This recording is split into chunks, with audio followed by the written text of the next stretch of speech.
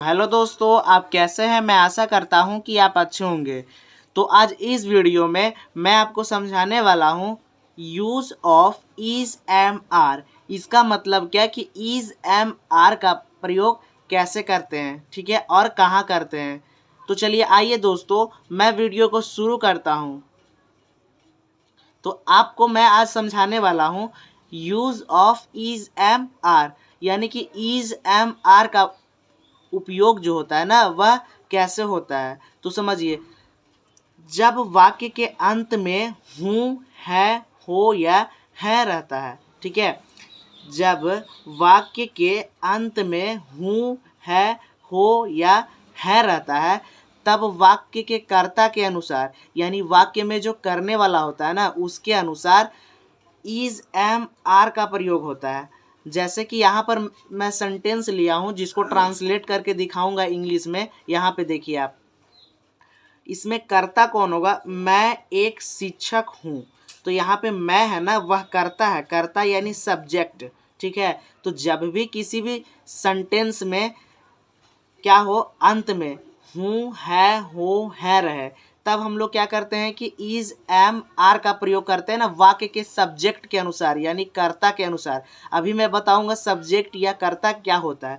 यहाँ पे देखिए कि मैं जितना भी सेंटेंस लिया हूँ ना, ये इस सब के लास्ट में क्या है, देखिए हूँ, हो, है, ठीक है। सारे के लास्ट में सेंटेंस में हूँ, है, हो, है रहेगा, ठीक है। और इसी सेंटेंस में क्या होता है, ऐसा ही सेंटेंस में इज एम आर का प्रयोग होता है, ठीक है।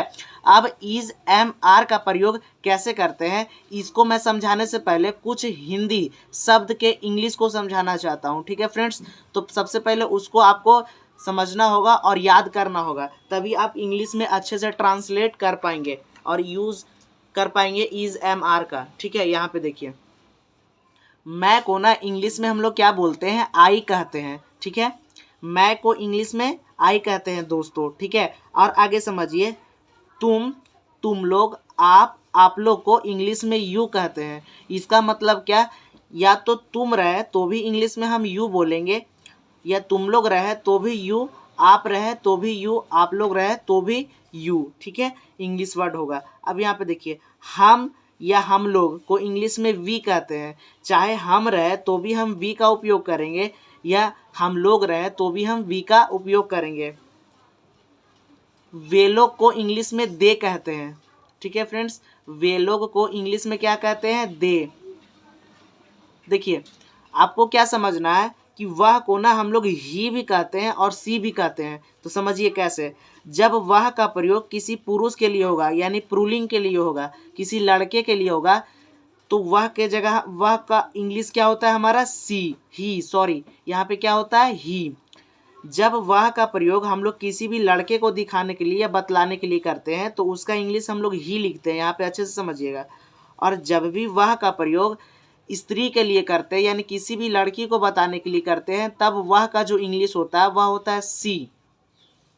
मेरा को इंग्लिश में माई कहते हैं, ठीक है। मेरा को इंग्लिश में क्या कहते हैं फ्रेंड्स, माई। अब यहाँ पे आप समझिए कि हम लोग वाक्य में यूज तो कर सकते हैं, ठीक है, इज एम आर, बट कैसे करेंगे अब वह समझिए। सबसे पहले क्या करते हैं कि हम वाक्य में सब्जेक्ट लिखते हैं, उसके बाद क्या करते हैं, इज एम आर देखते हैं कि इज एम आर यह तीनों में से कौन सा लगेगा, यह हमको सब्जेक्ट के अनुसार पता चलता है। और उसके बाद हम लोग क्या लिखते हैं, ऐड कर देते हैं कॉम्प्लीमेंट। हम लोग कॉम्प्लीमेंट को जोड़ देते हैं, जैसे कि मैं अभी यहाँ पे समझाऊंगा, ठीक है। तो सबसे पहले आपको बताता हूँ ना सब्जेक्ट क्या होता है, ठीक है फ्रेंड्स। यहाँ पे सब्जेक्ट क्या होगा, और उसके बाद सब्जेक्ट के ही अनुसार इज एम आर का प्रयोग होगा। तीनों में से किसी एक को लिखते हैं, और उसके बाद कॉम्प्लीमेंट यानी वाक्य का पूरक। तो यहाँ पे आप समझिए, देखिए जिसके लिए वाक्य कहता है ना वही सब्जेक्ट होता है। जैसे देखिए, मैं एक शिक्षक हूँ, ठीक है। तो यहाँ पे किसके अनुसार या किसके लिए हो रहा है, मैं के लिए, तो यहाँ पे जो सब्जेक्ट है ना वह मैं है। जैसे देखिए, तुम एक डॉक्टर हो, तो यहाँ पे तुम जो है ना यह सब्जेक्ट है, ठीक है। हम लोग किसान हैं, तो वाक्य किसके लिए बोला जा रहा है, हम लोग के लिए, तो यहाँ पे हम लोग क्या है, सब्जेक्ट है, वैसे ही देखिए वह एक नर्स है, तो यहाँ पे वह जो है वह क्या है, एक सब्जेक्ट है। ठीक है, तो अब सब्जेक्ट आपको समझ में आ गया होगा कि जिसके लिए वाक्य बोला जाता है ना, वह हमारा क्या होता है, सब्जेक्ट। अब सब्जेक्ट के ही अनुसार हम लोग इज एम आर का प्रयोग करते हैं, और जो भी जैसे ऑब्जेक्ट रहता है उसको लिख देते हैं। ऑब्जेक्ट यानी देखिए कॉम्प्लीमेंट, यानी वाक्य का पूरक। तो देखिए मैं एक शिक्षक हूँ, यहाँ पे वाक्य का पूरक क्या है, जो बतलाता है ना उसी को कॉम्प्लीमेंट कहते हैं। जैसे शिक्षक को बतला रहा है, यानी यह क्या है कि कॉम्प्लीमेंट है। जैसे अभी मैं वाक्य को जब ट्रांसलेट करूँगा उस समय आपको समझाऊंगा। तो सबसे पहले आपको यहाँ पे समझना है ना कि सब्जेक्ट, मैं, तुम, ये सबको इंग्लिश में क्या कहते हैं मैं आपको अभी समझा दिया हूँ। लेकिन यहाँ पे देखिए कि आपको समझना होगा कि कौन से सब्जेक्ट के साथ इज का प्रयोग होता है, और कौन से सब्जेक्ट के साथ एम का प्रयोग होता है, और कौन से सब्जेक्ट के साथ आर का प्रयोग होता है। ठीक है, यह आपको समझना होगा। तो आप समझिए, देखिए आपको हमेशा याद रखना पड़ेगा। देखिए समझिए, जब भी हम लोग का सब्जेक्ट आई होता है ना, तो आई के साथ हम लोग एम का प्रयोग करते हैं। ठीक है, आई के साथ हमेशा क्या लगता है दोस्तों, एम। इस बात को आपको हमेशा याद रखना पड़ेगा कि आई के साथ सिर्फ एम लगता है। ठीक है, ओनली आई के साथ क्या लगता है, एम, और वह भी हमेशा लगता है। ठीक है, और क्या है हमारा, ही, सी, इट, राम, सीता, यह सारे जो सब्जेक्ट है इसके साथ हम लोग इज का प्रयोग करते हैं। यानी जितने भी सिंगुलर नाउन होते हैं ना उसके साथ हम लोग किसका प्रयोग करते हैं, इज का।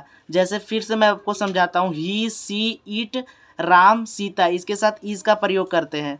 और यहाँ पे समझिए, यू, वी, दे, या द बॉयज़ या द गर्ल्स, इसके साथ हम लोग किसका प्रयोग करते हैं, आर का। यानी जब प्लूरल नाउन होता है तब हम लोग आर का प्रयोग करते हैं। यहाँ पे आप समझ गए होंगे कि आर का प्रयोग कहाँ कहाँ पे करते हैं। फिर से मैं एक बार बताता हूँ, यू, वी, दे, या देखिए द बॉयज़, यह प्लूरल नाउन है यानी बहुवचन, तो उसके साथ भी हम लोग क्या करते हैं, आर का प्रयोग करते हैं। जैसे देखिए द गर्ल्स, यह भी एक से अधिक है यानी बहुवचन है, संज्ञा, तो हम आर का प्रयोग करेंगे। तो चलिए आइए अब मैं सेंटेंस को ट्रांसलेट करके सिखाता हूँ।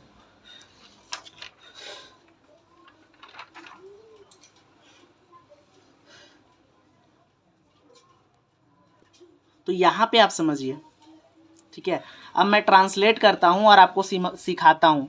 मैं एक शिक्षक हूँ, जो पहला हमारा सेंटेंस है, वाक्य है, वह क्या है, मैं एक शिक्षक हूँ। तो यहाँ पे सबसे पहले आपको सब्जेक्ट लिखना पड़ेगा।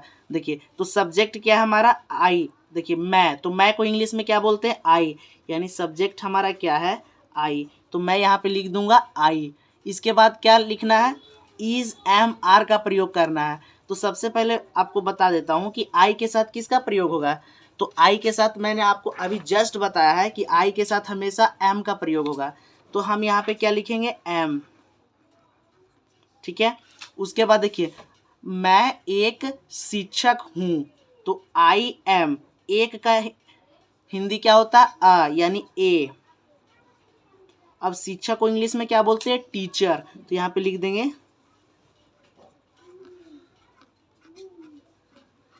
टीचर। ठीक है, यानी मैं एक शिक्षक हूं, इसका ट्रांसलेट क्या होगा, आई एम अ टीचर। अब देखिए कि जो हमारा सेकेंड वाक्य है वह क्या है, तुम एक डॉक्टर हो। तो तुम को इंग्लिश में क्या बोलते हैं, यू, तो मैं यहाँ पे लिखूंगा यू। अब तुम के साथ क्या करेंगे हम लोग, मतलब तुम यहाँ पे देखिए सब्जेक्ट है, तो सब्जेक्ट के साथ देखेंगे कि इज एम आर का प्रयोग होगा। मतलब यहाँ सब्जेक्ट के बाद हम लोग इज एम आर का प्रयोग करते हैं। तो हम कैसे पता करेंगे कि यहाँ पर इज एम आर का प्रयोग करेंगे, तो हम आपको अभी जस्ट बताए हैं कि यू के साथ क्या लगता है। यहाँ पे समझिए, यू के साथ आर का प्रयोग होता है, तब हम यहाँ पे यू लिखेंगे और फिर लिखेंगे क्या, आर। और देखिए एक डॉक्टर हो, तुम एक डॉक्टर हो, तो उसके बाद यहाँ पे क्या करते हैं ना कि कॉम्प्लीमेंट को जोड़ते हैं, यानी वाक्य का जो पूरक होता है उसे। तो यहाँ पर क्या बोल रहा है ना, फिर से समझिए, तुम एक डॉक्टर हो, तो यहाँ पे लिखिए यू, यू के साथ लगेगा क्या, आर, एक का क्या होता है, ए, यानी अ, डॉक्टर हो, तो डॉक्टर को इंग्लिश में डॉक्टर ही बोलते हैं, तो यहाँ पे लिख देंगे डी ओ सी, यानी कि doctor, D O C T O R. देखिए सेंटेंस क्या था, तुम एक डॉक्टर हो, यू आर अ डॉक्टर। ठीक है, अब क्या है हमारा, हम लोग किसान हैं, हम लोग को इंग्लिश में क्या बोलते हैं फ्रेंड्स, वी। अब देखिए सब्जेक्ट क्या है हमारा, वी। अब इसके साथ देखेंगे कि इज लगेगा कि एम लगेगा कि आर लगेगा। तो हम आपको जस्ट अभी तुरंत बताया हूँ कि वी के साथ क्या लगता है, आर, तो यहाँ पे लगा देंगे आर।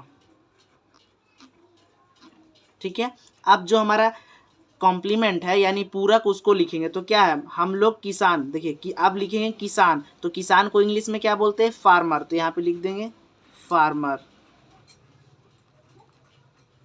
ठीक है, यहाँ तक आपको समझ में आ गया होगा।